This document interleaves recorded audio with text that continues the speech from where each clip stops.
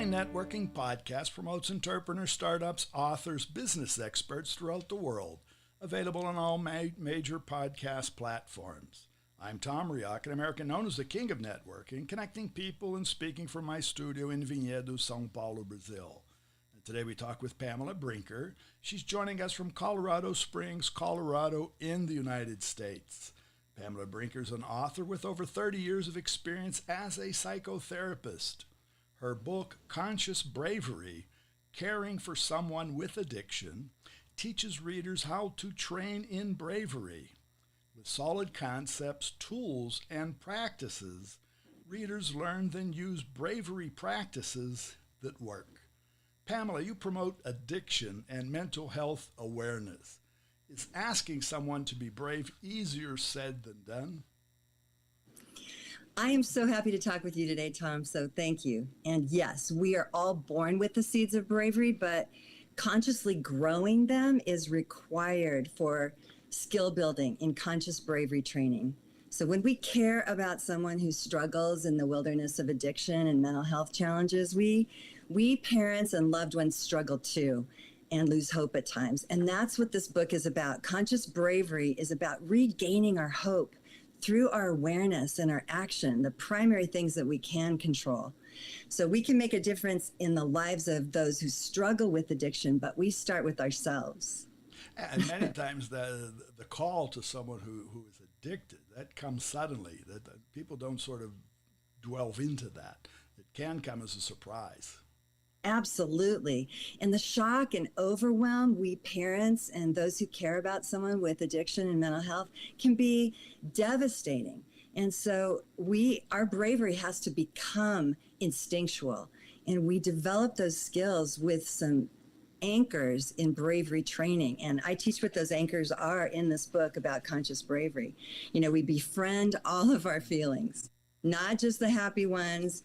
We befriend all of our feelings, even our fears and our devastations. And we do conscious breathing. We view fear as one of our conscious breathing. Conscious breathing, yes. Instead of just taking 3 deep breaths, which anyone can do, we breathe consciously in and out. We tune into our whole being.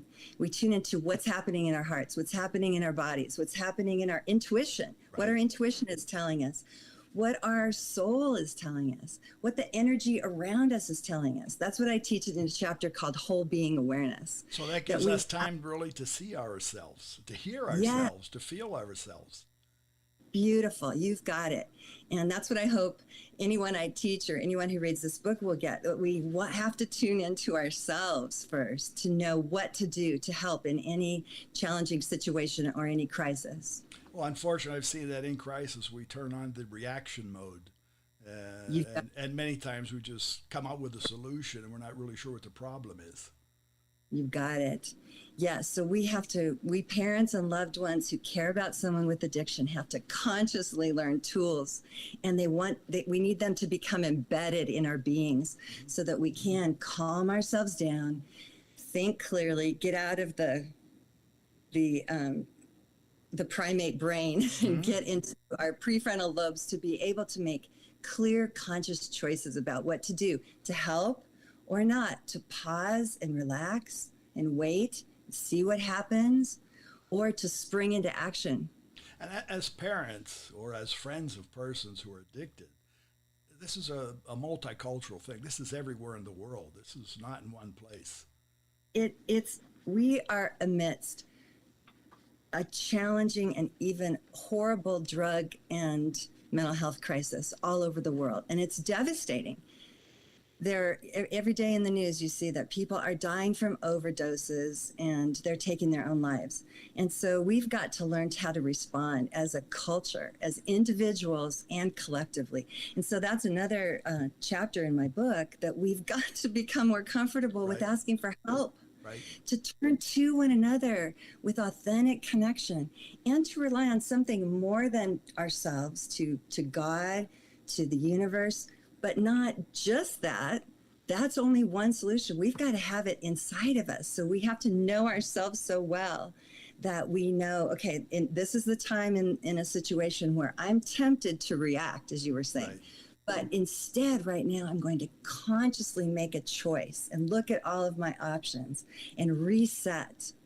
Because many times we don't even see, when you talk about mental health and mental health awareness, many times the addiction starts with the situation, with a health situation that people have, that maybe our loved ones, they have a situation, then they may be on drugs, and they may be on a prescription. There may be legal drugs that can take them farther towards the road of addiction. And so we're not really sure where this all starts. You're right. We don't know what comes first, the chicken or the egg, in many situations. No one wants to become addicted. No one wants to be an addict and have their lives have this roller coaster of ups and downs, from crises and to devastations to homelessness. But I've been in the trenches. I have two sons of my own who've both struggled with huge mental health challenges and addiction to methamphetamines and other drugs. And so I know what it's like for our loved ones and those we care about to want solutions, but not be able to find them. Right. And so that's why it's so important for us as individuals and collectively, to form tribes and teams and turn to one another and resource answers so that we can help walk alongside our loved ones in the wilderness, because we're in that wilderness with them. They're not alone. That's right. It's general confusion.